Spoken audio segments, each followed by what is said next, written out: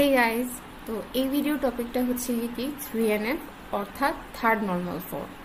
তো একটা টেবিলের থার্ড নর্মাল ফর্ম কিভাবে আনতে হয় বা কোন টেবিলকে কখন থার্ড নর্মাল ফর্মে আছে এটা বলা যায়। এটা হচ্ছে কি আগে আমাদের বুঝার আর জানার আগে আমাদেরকে 1FA 2NFA হচ্ছে কি এই দুটা কি অনেক ক্লিয়ার থাকতে হবে। কারণ একটা টেবিল যদি 1NFA অথবা 2NFA যদি না হয় তাহলে আমরা সেটাকে 3NFA করতে পারবো না, কনভার্ট করতে পারবো না।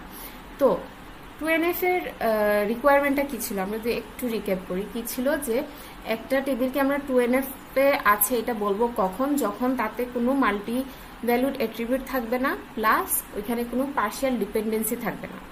এখন ভাই পার্শিয়াল ডিপেন্ডেন্সিটা কি ছিল একটু যদি মনে করি, যে ছিল যে হচ্ছে ধরো একটা টেবিলে একটা কম্পোজিট প্রাইমারি কি আছে। এখন কম্পোজিট প্রাইমারিতে কি থাকে যে একের অধিক প্রাইমারি কি থাকে।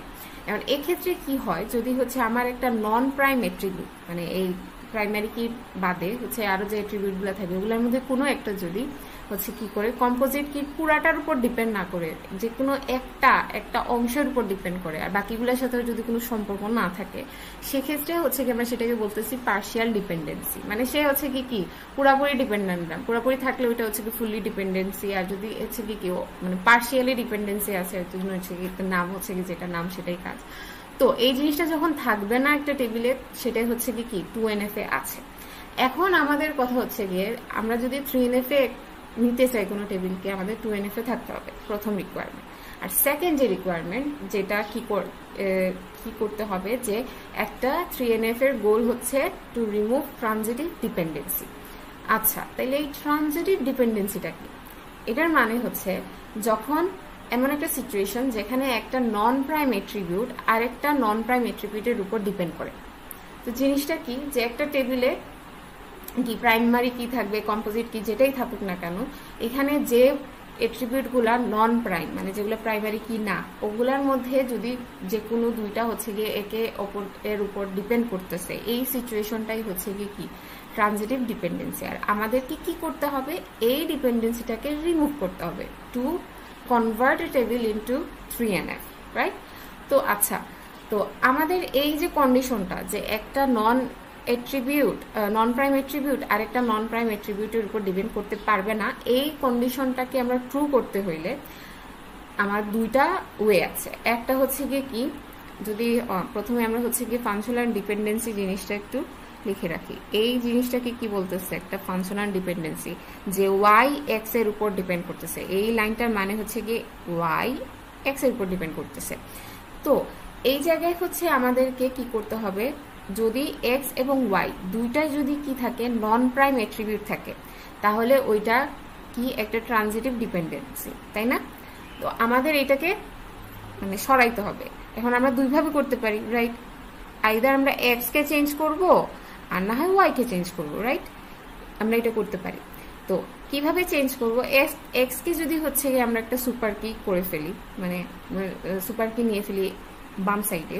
সুপার কি ছিল, কয়েকটা হচ্ছে প্রাইমারি কির সেট বা একটা প্রাইমারি কিউ হইতে পারে, তাই না? আমরা এটা আগে আমরা সুপার কি সম্পর্কে জানছি, তাই না?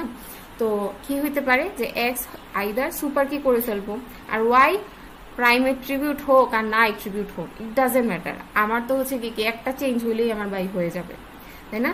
তো আমরা এক্স কে যদি সুপার কি করে ফেলি, it doesn't matter Y prime attribute নাকি নন প্রাইম অ্যাট্রিবিউট, কারণ আমাদের কন্ডিশনটা তো হচ্ছে কি ফুলফিল হয়ে যাইতেছে যে কি হইতে পারে না, একটা নন প্রাইম অ্যাট্রিবিউট আর একটা নন প্রাইম অ্যাট্রিবিউটের উপর ডিপেন্ড করতে পারবে না। এটা তো সত্যি হয়ে যাচ্ছে, যে কোনো ভাবে করলেই হয়েছে।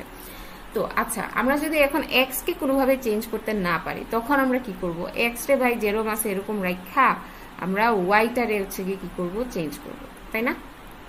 তো ওয়াই কে কি করা যেতে পারে, আমরা কোনো হচ্ছে কি ওয়াই যদি হচ্ছে একটা প্রাইম অ্যাট্রিবিউট হয়ে যায় আর ওয়াই এক্স যদি হচ্ছে গিয়ে আমরা কিছু চেঞ্জ না করি, ওইটা মানে যদি নন প্রাইম অ্যাট্রিবিউট থাকে আর ওয়াই কে যদি আমরা প্রাইম অ্যাট্রিবিউট করে দিই, সেক্ষেত্রেও কি আমাদের কন্ডিশনটা ফুলফিল করতেছে।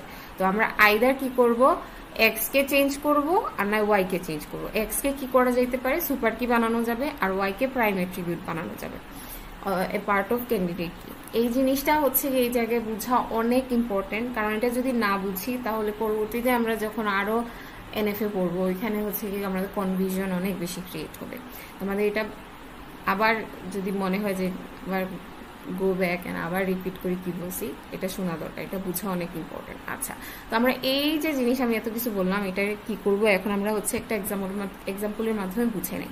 তো আমার কাছে হচ্ছে কি আছে, এখানে একটা টেবিল আছে, এই টেবিলে স্টুডেন্ট আইডি যেটাকে হচ্ছে গিয়ে আমাদের এই টেবিলের জন্য প্রাইমারি কি, সেই সাথে দুইটা নন প্রাইম এট্রিবিউট আছে, একটা হচ্ছে কি এক্সাম নেম আর একটা হচ্ছে কি টোটাল মার্কস। তো আমরা এখানে যেটা খেয়াল করতে পারি যে টোটাল মার্কস যে এট্রিবিউট আছে এটার প্রত্যেকটা ভ্যালু এগুলা হচ্ছে গিয়ে কি স্টুডেন্ট আইডির উপর কিন্তু ডিপেন্ড করতেছে না। কারণ কি আমরা এখানে এই এক্সাম নেই মানে কি কি এক্সাম আছে, মিড টার্মের উপর ডিপেন্ড করতেছে আমাদের টোটাল মার্কস এটা কি থাকবে। একজন স্টুডেন্ট কি পাইতেছে এটা না, টোটাল পরীক্ষার মার্ক কত এখানে সেটা বুঝাইতেছে। তো এখানে ফাইনালে 40 মার্ক থাকবে, টিউটোরিয়ালে 10 থাকবে, আর হ্যাঁ ফাইনালে 40 থাকবে। তো এটা কিসের উপর কি ডিপেন্ড করতেছে, এক্সামের টাইপের উপর, নট স্টুডেন্ট টাইপ। স্টুডেন্ট যেই হোক না কেন পরীক্ষার টোটাল মার্কস কিন্তু সেম থাকবে। তো এক্ষেত্রে আমরা এটা অনেক অবভিয়াস কি যে আমরা একটা নন প্রাইম এট্রিবিউট আর একটা নন প্রাইম এট্রিবিউটের উপর ডিপেন্ড করতেছে। এখন তো এটা তো ভাই কি হয়ে গেছে, একটা ট্রানজিটিভ ডিপেন্ডেন্সি ক্রিয়েট হয়ে গেছে। এখন আমাদেরকে এটাকে যদি কেউ বলে যে এটাকে 3NF এ কনভার্ট করো, আমাদেরকে কি করতে হবে, দ্য ভেরি অবভিয়াস থিং, আমাদের এই জিনিসটা সরাইতে হবে। এখন আমরা এটা কিভাবে সরাইতে পারি দেখি।